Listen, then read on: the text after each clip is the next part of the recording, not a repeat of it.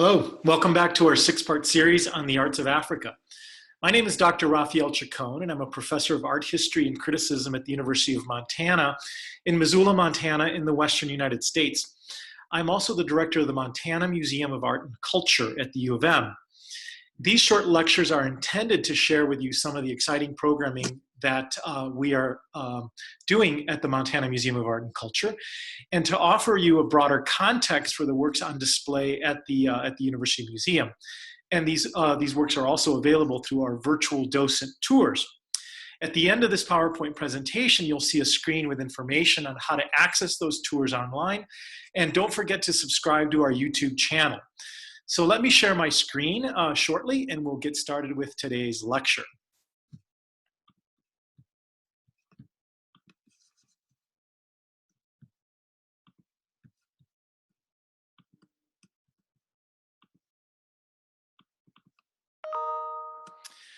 So today we're talking about the Guinea Coast and the Western Sudan. So we're in West Africa, and we're beginning a series of discussions of the ethno-linguistic groups of Africa, beginning in the West.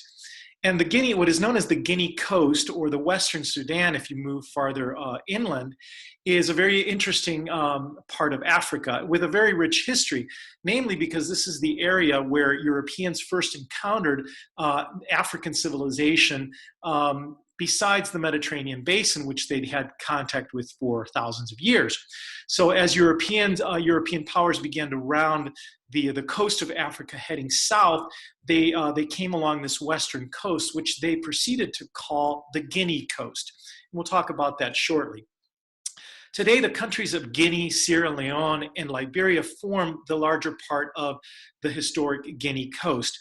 This coast, incidentally, was also known as the Gold Coast, and so you may have heard that name before.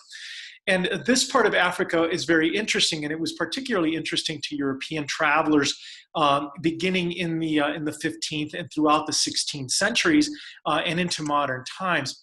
It was characterized by village-based societies, which had cultural ties to inland, to that area known as the Sudan below the Sahara Desert. And in the 15th century, Portuguese explorers along this coast named a number of the people in modern-day Guinea and Sierra Leone as the Sapi. Those people, unfortunately, haven't survived as far as most anthropologists and historians can tell. But they left us a very interesting record of their existence on that coast, among many other people that continue to persist on the Guinea Coast.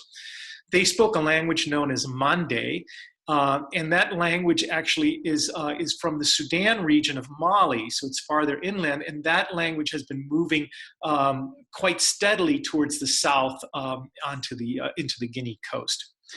These are some images of that famous Gold Coast. On the left, you have an image of a publication, a French publication describing the riches and the wealth of that coast, and an image on the lower right showing you the beauty of that coast. And here's a map, a British map from the 17th century, that shows you the importance of that coast, particularly the number of ports that you see along the coast, and then the number of river drainages that drained to the south, in this case, into the Atlantic Ocean. And it's actually along those river drainages where you found many of the traditional ethno-linguistic groups, formerly known as tribes of the coast, as well as on the map you can also see a number of the ports that European powers established along this coast to take part in trade. And that trade, as you can see from the map, included things like ivory. So for example, the country of Ivory Coast gets its name from the ivory that was traded in many of its ports, or the Gold Coast, from the gold that was mined and panned in the rivers of the modern Guinea Coast, or slaves, as you see farther east in the country of Nigeria, Ghana, Benin, etc. So the Guinea Coast played a very, very important part, not just in the history and the development of Western European colonialism, but also that transatlantic economic trade that took place over the last 500 years or so. It's a very, very important part. And prior to contact with Europeans, it also had a diversity of peoples, very, very rich societies with a multitude of different ways of life and certainly artistic manifestations of that life.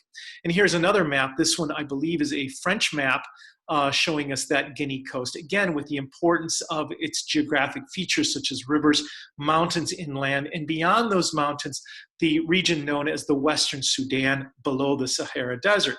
And of course, we also have to remember that the Sahara Desert was not an unoccupied wasteland. It was, in fact, a vast network of trade routes that crisscrossed north, south, and east, west in the African continent. So we're going to begin by looking at materials from the countries of Guinea and Sierra Leone, the modern nations of Guinea and Sierra Leone, where there were a number of people, ethno-linguistic groups, such as the Baga, the Temne, and the Bullum, and these people inhabited these countries. And by the way, the countries today, the modern boundaries that you see there, have in many cases split these ancient peoples along this coast. We'll talk more about that in the presentation. But there was indeed a group of people here that the Portuguese identified as the Sapi in the 15th century, and later people continued to use that name. For all practical purposes, those tribes were wiped out from those early contacts with European explorers and colonizers. And what we do know about them is that they were more than likely Mande speakers, that more than likely they migrated south from the Sudan or from Mali. And they also were part of a number of other tribes or groups that persist today. So the Toma, the Gbande, the Vai, the Don, the Way, the Guru, Mende peoples, those peoples still exist along the coast, and as I mentioned, have been divided by modern colonialist borders. What is most interesting about these societies is the way that they were organized. Many of these traditional coastal people were divided into male and female associations, or graded society as they are often called, because one would enter life at a certain grade and then would transfer into another grade, et cetera, as one in the course of one's life. Many of the peoples of Guinea and Sierra Leone were divided into two associations, male and female. The Poro Society represented males, and the Sande Society represented females. And these societies were there to judge, to educate, particularly to initiate and educate the young. And many of these societies were the ones that were the keepers of the myths, and particularly those associated with the agricultural life cycle of these societies. They performed ceremonies on a regular basis, and those ceremonies were characterized by elaborate masquerades. And it's those masquerades from whence most of our art emerges. So they also ran, these societies or associations ran what are known as bush schools. And again, the idea was to separate the young from the rest of society, to educate them, and then to reincorporate them once initiated into adulthood. So these societies or associations were very, very important structures for village life in Guinea and Sierra Leone and the neighboring countries of the Guinea Coast. So this is a map of modern-day Guinea, and you can see the coastline there on the left with the Atlantic Ocean to the left and south. And then the country extends into the east and then drops down and almost wraps completely around the modern state of Sierra Leone, another coastal nation. So here is a map that shows you how complicated the ethno-linguistic history of this region is. And you'll notice that there are hundreds of different groups. These groups have been traditionally called tribes in the Western world. Today we prefer the term ethno-linguistic group because it's a little bit more accurate as to how these groups are organized. And the other thing I want you to notice is how the modern boundaries have in fact divided groups. So here, for example, you see the boundaries of Sierra Leone, which contain a number of groups, but some of those groups extend into the neighboring country. So here, in this case, in the case of the Gola and we have a group that is divided between Sierra Leone to the northwest and Liberia to the southeast. And that happens pretty consistently along the coast as the colonizers divided up that coastline depending on their own economic and political agendas. So again, here's another map of the dominant ethnic groups of the country of Guinea. And of course, even within that, there are smaller groups within the boundaries of Guinea and also crossing over into the boundaries of its neighboring nation states. And what I'm showing you here are works that are identified with both Sierra Leone and Guinea. These are these figures that were known as nomolis, and more than likely carved by the Sapi people. These are carved stone, and they're actually quite rare given that the material is stone, and most of African sculpture is in fact made out of wood that hasn't lasted or endured like the stone sculptures that you see here. These are small figurines, sometimes no more than a few inches or centimeters in height. And these objects, the French called them fetiche or fetish objects. We don't really know exactly how they function, namely because its carvers, the people who created them, are no longer around, as far as most historians can tell. They are anthropomorphic. They're figures of human beings, often with exaggerated proportions. Almost all of them are seated, and almost all of them are engaging in some sort of meditation, very still, very placid forms, holding in some cases objects or animals or children. And these figures are quite interesting. They're quite arresting. We don't know how they function. More than likely, they had a ceremonial function, a religious purpose. They might, in fact, represent ancestors or forces or spirits.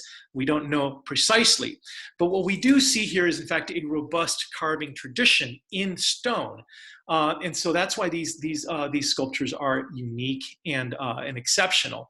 These are two, for example, that you see here on the left that are in the Tony Hoyt collection currently on view at the Montana Museum of Art and Culture, a male and female a set of Nomoli figures. Here are some more details of those two stone figures. Again, they're enigmatic figures, but they were definitely noted and collected by Europeans beginning in the 15th century.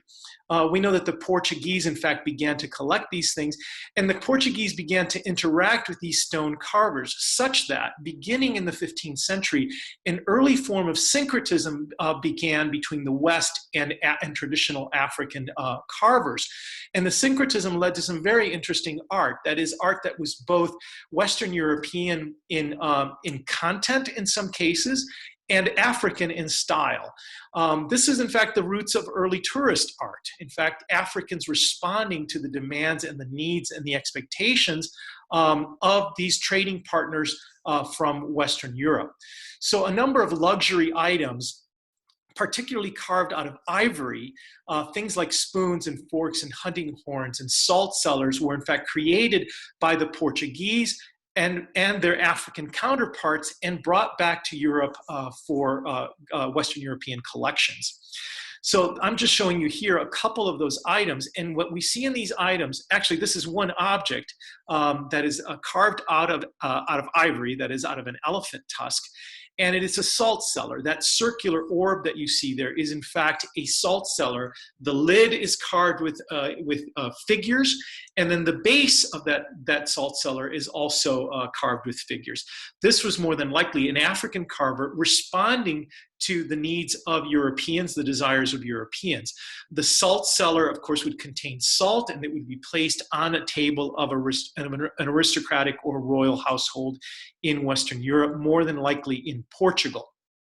So, and these objects found their way into what the Europeans called curiosity cabinets. The Germans called them Wunderkammern or Kunstkammern, art cabinets, and they were celebrated. They were understood to have come from Africa and from distant and exotic peoples from the Guinea Coast. Here, I'm just showing you some images from Western Europe, mostly from the from the Renaissance, depicting these kinds of cabinets that collected in which Europeans collected all kinds of curiosities, both natural and man-made, human-made objects. And many of these things came from that Western coast or Guinea Coast.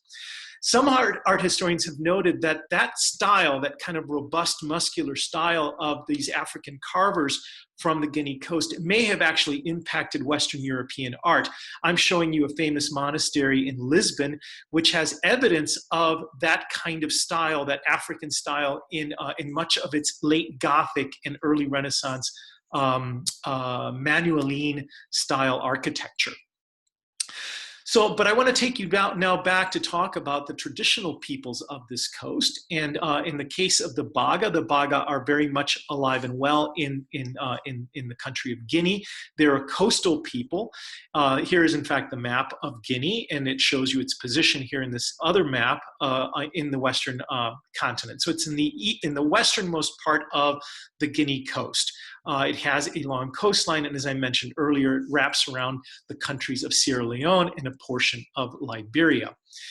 This was a trading zone between the Sudan to the north and the coast to the south.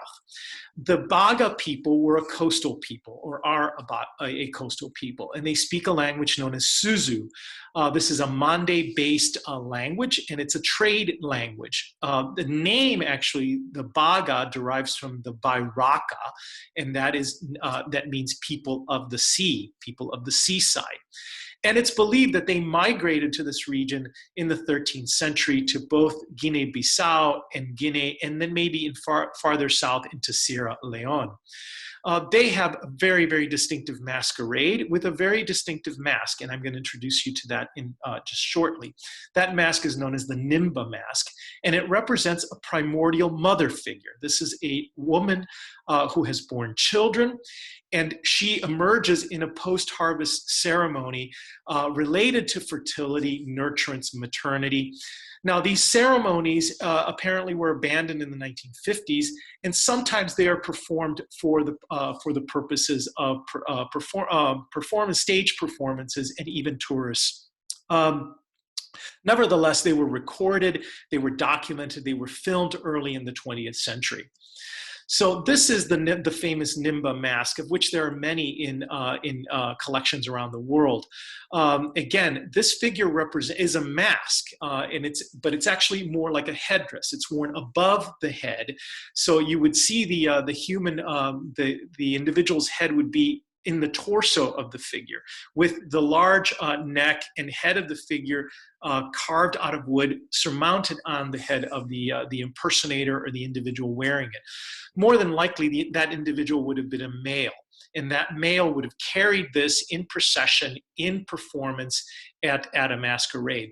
The rest of the body, that is below the breast, below the chest of the primordial mother figure, would be covered in raffia. And in a minute, I'll show you some images of that.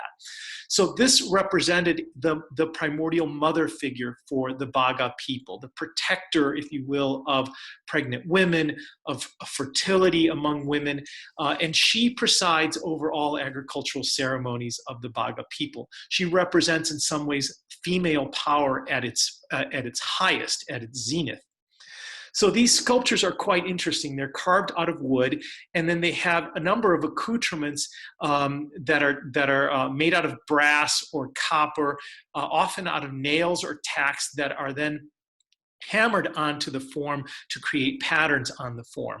Sometimes they have nose rings or earrings and attachments to it, but in general, it's a nude figure, at least from the waist up, with an abstracted figure with these elements of adornment or beauty attached.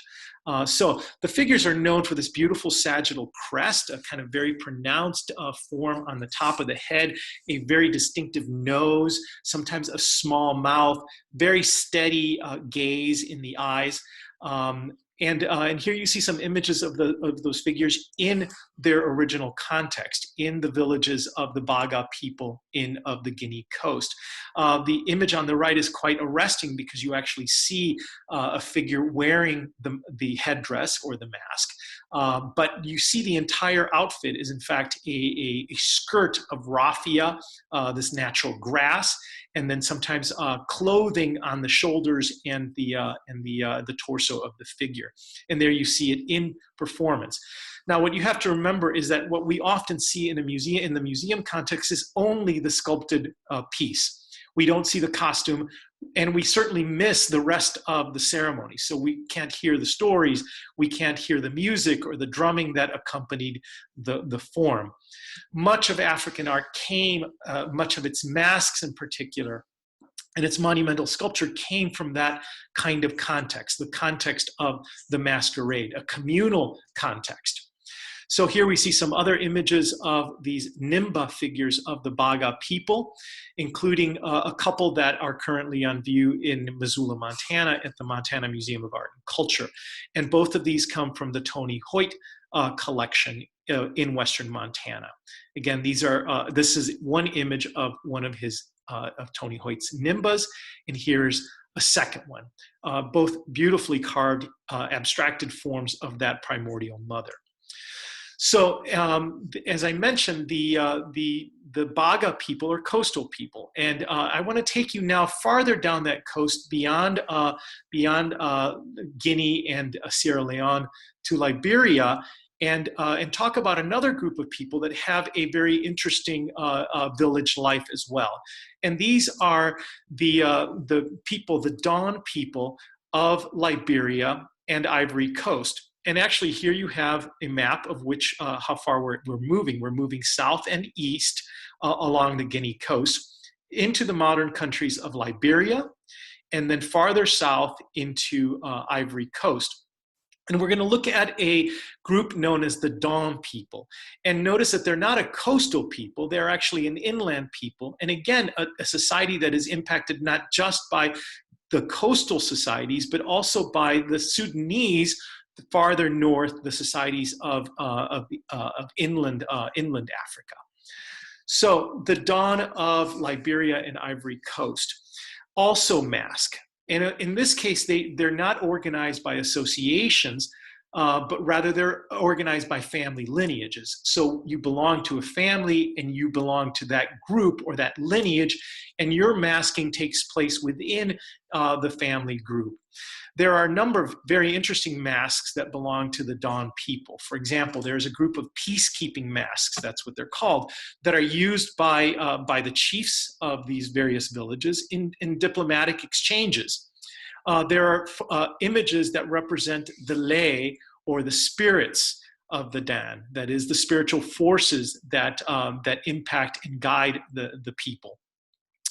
And in general, these masks are divided between male masks and female masks. The female masks tend to be characterized by beauty and rest and peace, kind of harmony and balance. The male ones tend to be much more aggressive and as you'll see, more vibrant in some ways in their expression and their imagery. So again, let me show you this wonderful map that shows us the diversity of groups, not just in Sierra Leone, but also in Liberia as we move here. And again, let me show you that the Dan, which is in this green here, in fact, crosses the boundaries of Liberia and into portions of them into Guinea, and portions of them certainly into Ivory Coast. It's a very important group of people in this part of Africa. These are the Anglais masks, and the Anglais masks are represent female forest spirits. And again, we're looking at a mask that has been radically decontextualized, removed from its original context. So we do not see the rest of the costume, the coiffure, the parts that would hide the impersonator, the person chanting the liturgies, singing the song, telling the tales to the Dawn people. These masks are quite beautiful, and a lot of them were collected in the late 19th century, particularly by French collectors, and brought to Paris and other capitals of the West. Again, collected for their external beauty, the degrees of abstraction of the human face. But in general, these are peaceful spirits. They're intended to soothe the initiates in their ceremonies. Here is an image of a Anglais mask with the full costume in a ceremony. And here are some more of those masks, again decontextualized, seen as we typically see them in museum collections today. Notice that, for example, the mask on the left has a number of holes along the edge, and that, of course, is indications that things would be sewn onto that, or attached to that. So we're talking the rest of the headdress, or the costuming. And again, that's true of the mask that you see there on the right. Again, these are very, very placid, peaceful spirits that are there to soothe and comfort and calm initiates in their ceremonies. Some more with some of the additional parts that normally would accompany these Anglais masks. Headdresses, sometimes real hair or animal hair, often raffia and fabric and cloth to accompany the wooden mask. Now, the male masks are very different. They represent forest spirits. They are often grotesque, enlarged, and they are often covered with a multitude of things like shells and bells, feather and fur. And these figures, the Bouglais masks, are there to pass judgment, to impose punishments, to settle disputes, to solve crimes, and to pass laws or enforce laws among the villages. This is, for example, a Bouglais mask, so a performer with the full-on carved wooden mask, but also the attachments. These can be quite ferocious looking, as you can see, and their intent is, in fact, to scare and to frighten the people, although they're familiar to the members of the society. Here is one that's been stripped in a modernist collection, has been stripped of all of these the other accoutrements. Here you see some with bells, with fur, with attached animal tusks or animal parts. And here are some others with similar kinds of attachments. This one is also in the Hoyt collection in Montana, and it has more than likely a animal fur, monkey fur, beard, painting around the eyes in this kind of very expressive mask. So I want to move beyond and talk about another group of people farther south in the modern country of Ivory Coast, and that is a group known as the Baoul. And actually, you see here the Baoul regions of Ivory Coast. And the Baoul make masks that are very similar to the masks of their neighbors. They make three different kinds of masks. The first one is a naturalistic mask, a face mask known as the Ba. The second one is a flat circular disc mask known as Kaple. And the third one is a horned helmet mask or a headdress known as the Bonu Amwin. And I'm going to show you all three of these masks and talk about how they function within the village life of the Baoul. And they also make wooden sculptures or effigies. And these are shrine figures, often representing nature spirits or bush spirits, as they're called there, and a number of them known as spirit spouses, and we'll talk about those shortly as well. So these are the first type of mask that they make. This is the Kaba, and it represents an idealized female spirit, and these are commissioned by males for females, and they represent composure, again, respect, dignity, and ideal beauty in the Baoul, for the Baoul people. This is the Kaple, and this is a lower ranking male spirit, and this is quite a beautiful and interesting mask in its own right, and a very, very interesting costume as well, again with fibers, sometimes palm frond fibers or raffia fibers to hide the impersonator wearing it, or the dancer, if you will, wearing it. And these spirits emerge in ceremonies, and they're there and they perform a disciplinary function. In other words, they keep the society in shape. And they perform a dance movement, and they, in fact, dispense justice, and they, in fact, discipline the society. So the Kaple. And the third mask is known as the Bonu Amwin for the Baoul people. And again, these masks are in many cases unique to these particular societies, but they're often shared with neighboring peoples. So for example, the Goli and the Senufo people have a similar mask, and I will show you one of these shortly. The Bonu Amwin represents a bush cow. but oftentimes with added elements from other kinds of animals. And this is known as a helmet mask because it's worn atop the head like a helmet. So it actually sits on top of one's head.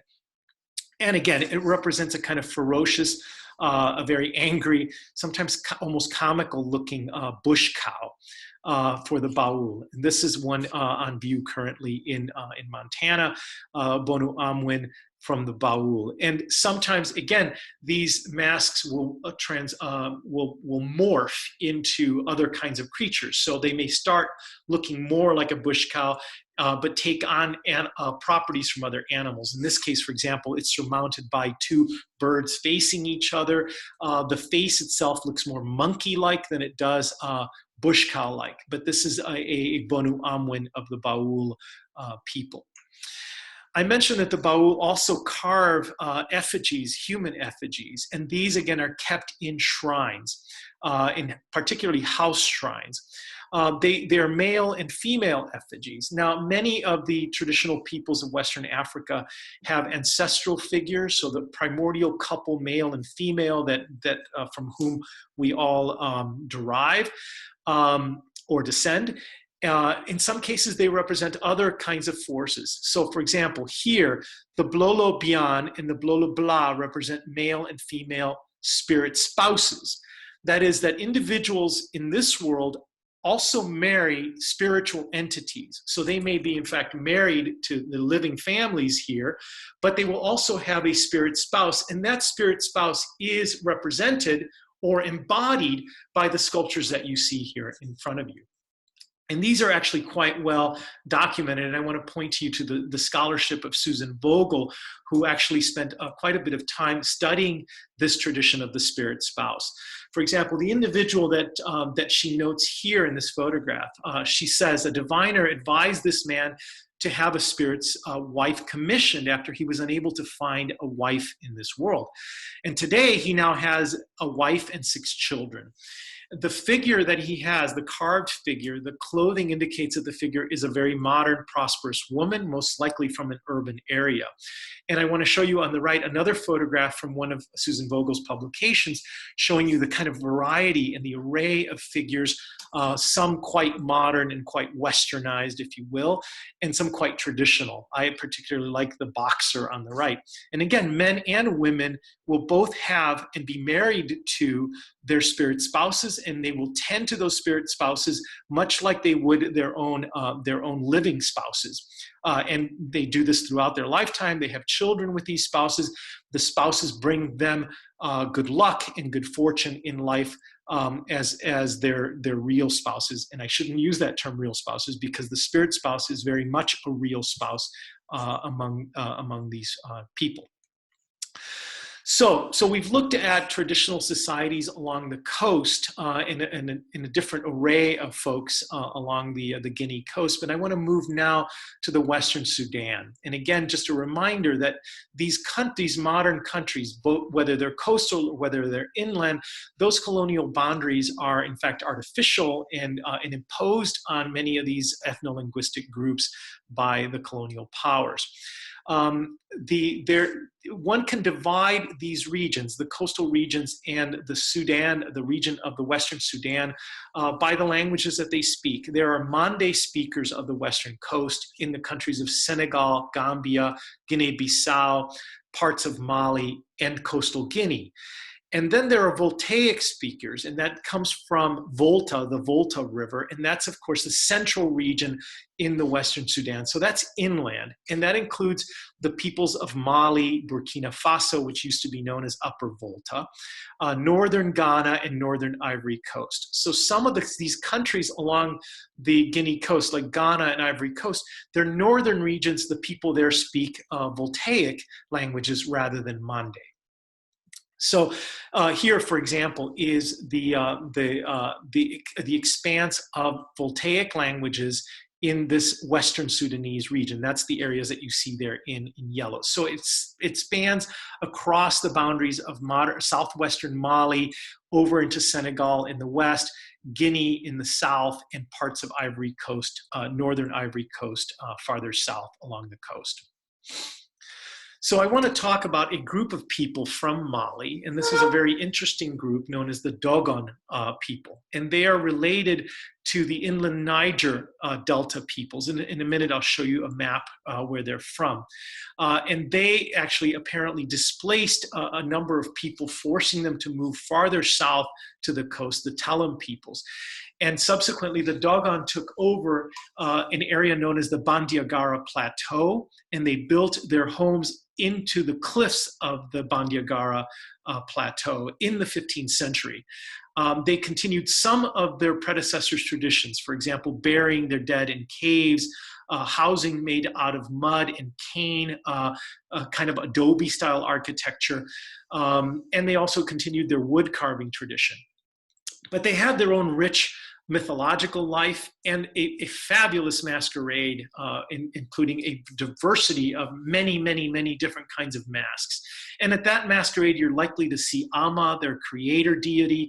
You're also likely to see the Nomo, which are water spirits, bisexual water spirits, mythic ancestors. You're also likely to meet many of those ancestors, the Binu, and real ancestors, both spiritual ancestors as well as blood ancestors, known as the deceased Hogan or leaders. So this is a map showing us that region, and there you can see in the upper right the Niger River, and there is a delta up in the Sudanese regions of the Niger River, and those are the areas that you see in the larger map known as the Dogon area. And here is, in fact, the Bandiagara Plateau. This is a French map, so that's why it says Plateau du Bandiagara. And then the number of villages that are built along the cliffs, the cliff faces of that plateau. And here you see the traditional mud and wattle, mud and wood and thatch housing that they build. Some other wonderful photographs showing us of that very distinctive architecture, often with circular homes or square homes, often of just single rooms with these conical thatched roofs. They also build structures like these. This is known as a toguna, and this is a man's house of words. So this is a gathering space for men in the village, and it is often just a series of stone or wooden posts that support a roof, and that roof is built of layer upon layer upon layer of thatching, and the men will sit inside these shady spaces to get out of the sun and to commune and converse and discuss what the Dogon need to discuss. These are male houses among the Dogon. And by the way, it is true of most of these peoples of Western Africa that they're highly dualistic, but not always. So we do have a strong sense of what it means to be male, what it means to be female, and in some cases what it means to be intersex, because that's also an acknowledged part of life in Western Africa. But these are some images of the Dogon Masquerade, and I want to invite you to go onto YouTube or where you get your videos and look up the Dogon Masquerade. And what you will see is how fantastic this is, both in terms of costuming, in terms of dance, in terms of music, in terms of masking. And we know that the Dogon have over 80 types of different masks in which the society is divided.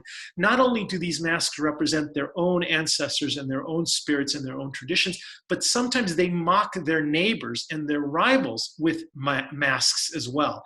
And these masqueraders are seen in their elaborate ceremonies. These ceremonies are initiation ceremonies, ceremonies of passage, including funerary ceremonies. So here are some images. I just want to very quickly show you some of the different kinds of masks that you see. They represent human ancestors, spirits, and sometimes animal spirits as well, as you see there on the upper left. Again, some more animal spirits, different kinds of masking. And there is a very distinctive mask known as the double cross mask, because you see, in fact, it's two crosses on top of each other. These are large wooden masks that are then painted. They're worn atop the head, and these are known as kanaga. And actually, they're worn on the face, and they have a large piece that surmounts the head of these double crosses. And they represent a bird in flight, Others have interpreted them as crocodiles or a high sky god, a deity. And sometimes these masks actually extend farther up into the heavens. But you can see the very bright, beautiful, colorful costuming that is worn by these initiates, and the mask, they're wearing the masks in performance.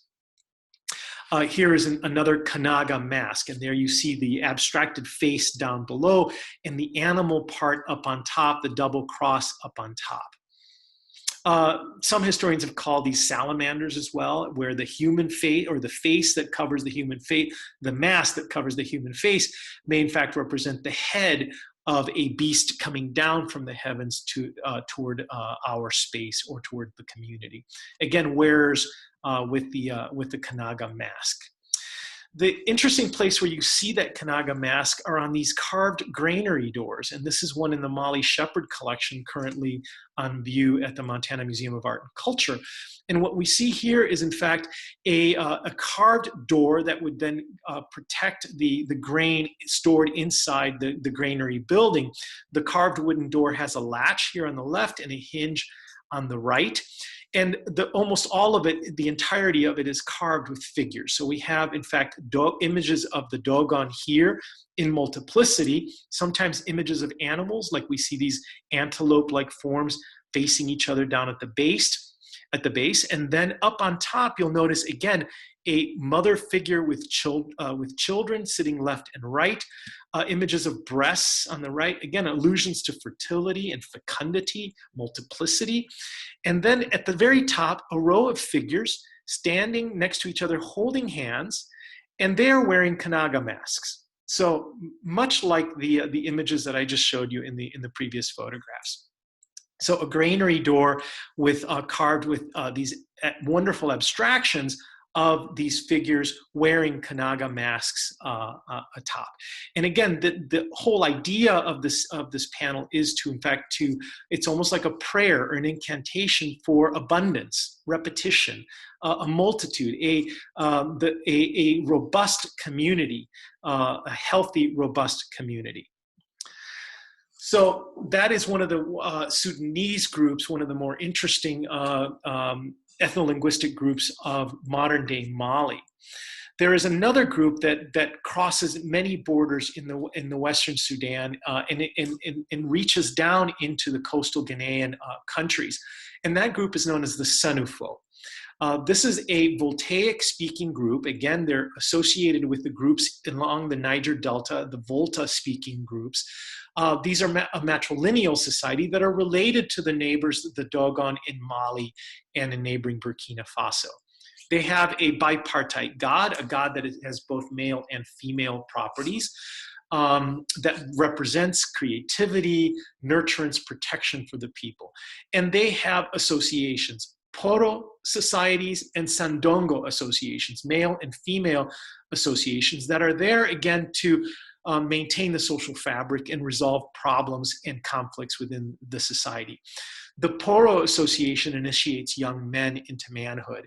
And that one, interestingly enough, is led by an older female. So it's an older female who, in fact, guides young males into manhood.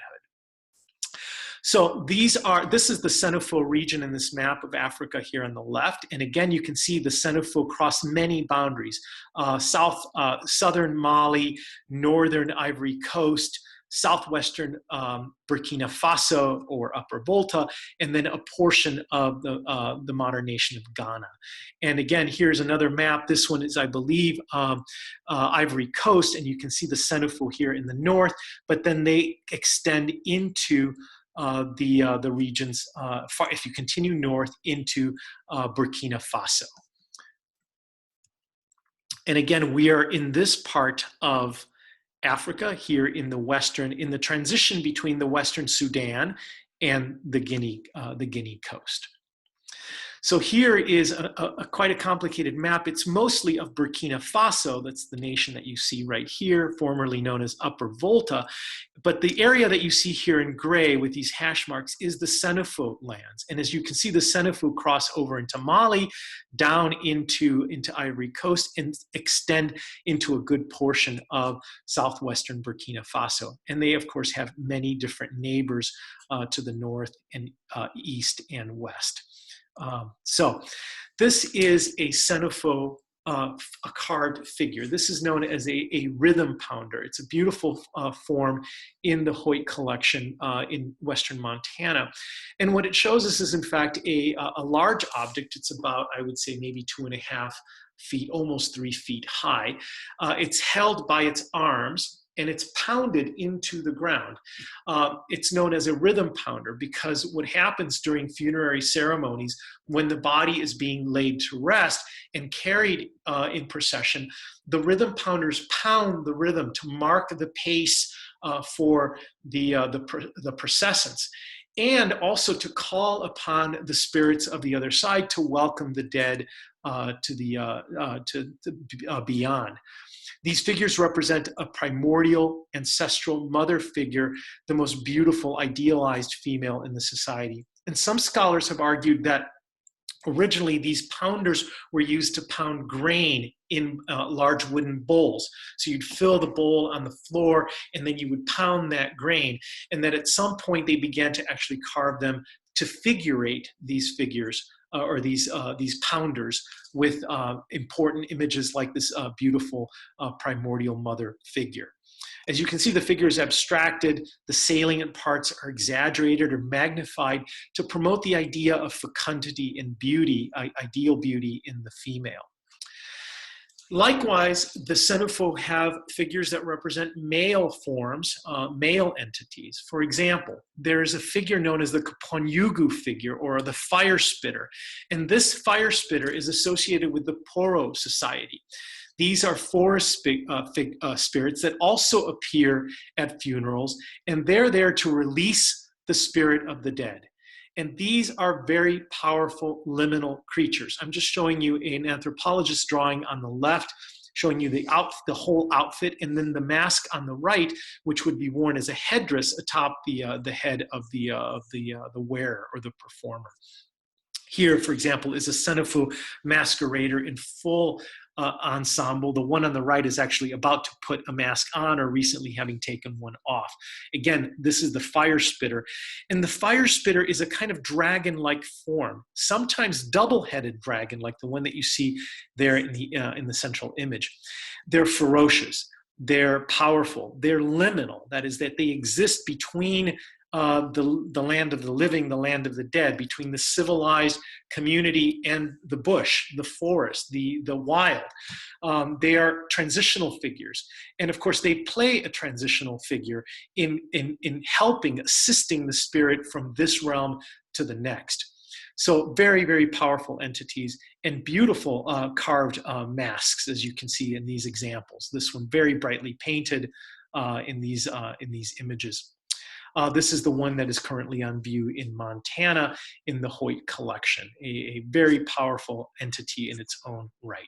So the Kapanyugu, also known as the head of Poro. This is in fact associated with the Poro society of the Senufo people. So again, as the farther north you move and the farther east you move, the more likely you're going to encounter people speaking a different language altogether, Voltaic rather than Mande. And the last group I want to introduce you to is known as the Bamana of Mali.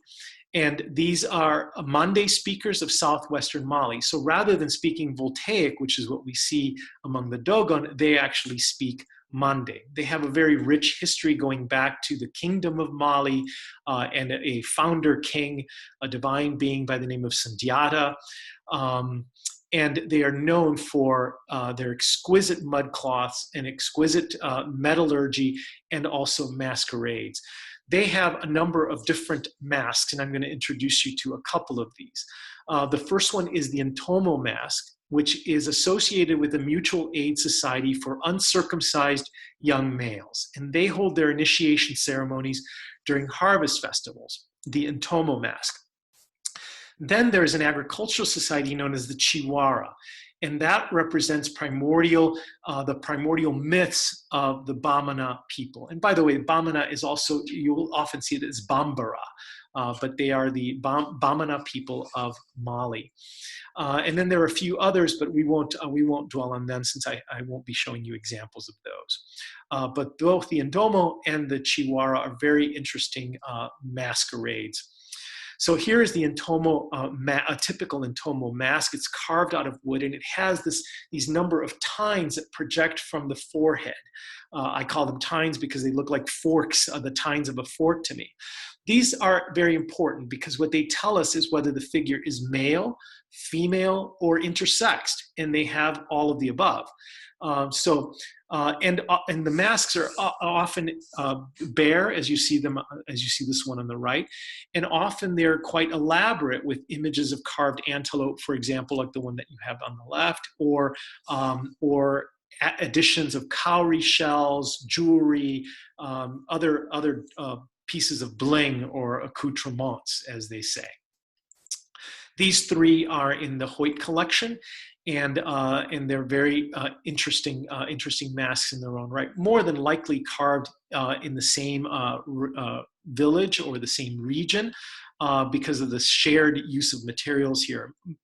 Quite probably different carvers associated with the Entomo, but sharing materials is what I'm saying.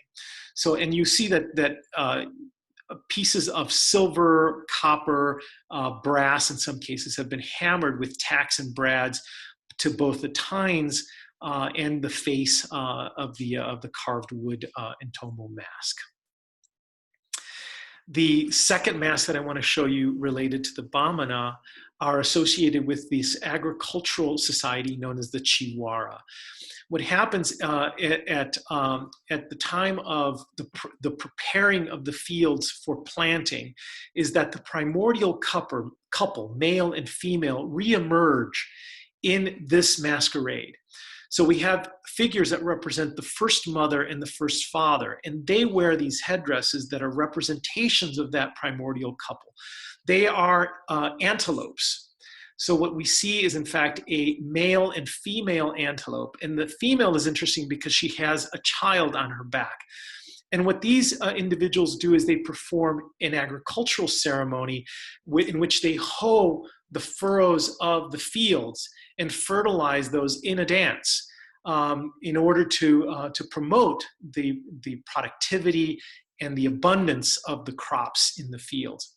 The individuals wearing them are hidden by large raffia skirts, and the sculptures sit atop their heads, and those are typically sewn onto small baskets that sit on the wearer's head. And these are known as the Chiwara. And by the way, there are both Western and Eastern Chiwara, and the Eastern style is known as the vertical style because the figures are tall, very thin, and elongated, highly abstracted. And the Western style is a horizontal style, and so we see the antelopes more horizontally than we do vertically. These figures were beloved by Western Europeans in the 19th century when they began collecting them, so there are many of them in Western collections. Unfortunately, many of the mated pair are split, so sometimes we'll see a male or we'll see a female alone having lost their counterpart. And oftentimes, more often than not, we see them without the outfit, that is the raffia outfit that would disguise the performer or the wearer. But these were highly influential, by the way, in impacting Western European design. So for example, Art Deco motifs, the repetition of form, the streamlining, the sense of speed through formal design, many of those things that we see in Western art in the early 20th century were derived from the forms that you see of these African carvers of the Bamana people, the Chiwara, particularly the Chiwara figures of the Bamana people. Here is the one that's currently on view in Montana today from the Hoyt collection. Obviously a male Chiwara figure. And the image on the right gives you a sense of how thin and elegantly carved these forms are. The image on the right shows you that the image in profile, kind of the preferred profile, the more distinctive profile. But if you see these from face on, the forms are oftentimes no more than 2 or 3 inches, 10 to 20 centimeters in width. So quite elegant carvings from the Bamana people of Mali. And lastly, I want to end by showing you some of the other kinds of objects made by the Bamana. So you have these masks arrayed with wonderful associations and their masks, but they also have a number of other significant sculptures, among them the forms that you see here. And these are known as Boli Figures. These are truly remarkable entities. They look mammalian. They look like some kind of mammal form. And by the way, size-wise, these things can be a foot to 24 inches in length, or even in height, to maybe 3 feet in length and height. What they are, and we don't know precisely what they are, but they began as wooden structures that were put together and then filled with sacks of cloth, filled with ceremonial materials. And that could be animal parts, fur, teeth, tusks, bones, etc., human elements as well.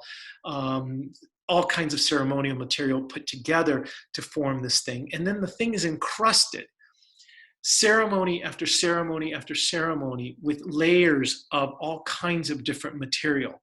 Some of that material is mud, some of it is straw and hay. Actually, I think I just showed you an image that shows you some breakage at the top where you can actually see some of that straw, some of that material coming through. But also fluids, body fluids, blood, semen, excrement, urine. And these figures are bathed ceremonially, season after season after season, and they're kept and protected in shrines among the Bamana people. So what we have is a form that begins over time, over many, many decades, becomes amorphous. It has no distinctive form, except it is an entity. It is a kind of spiritual entity. And more importantly, what it collects, what it gathers in its own being, is the collective energies of the society or the village. So these are quite striking images. This one, for example, is in the Mali Shepherd collection. And again, we sense the beast here, that it is some form of beast. But more importantly, it is a collective image, a shrine, if you will, that gathers the spiritual energy, the prayers, the petitions, the desires, the ceremonies of the village. So that's the end of today's discussion, introducing us to Western Guinea, both the coast and the Sudan, and showing us the kind of rich village life and the rich artistry of these societies. If you're interested in taking a virtual tour of our exhibitions at the Montana Museum of Art and Culture, check out our webpage at museum.mso.umt.edu, and there you'll find links to both the Hoyt collection and the Shepherd collection. And don't forget to subscribe to our channel on YouTube. Thanks and have a great day.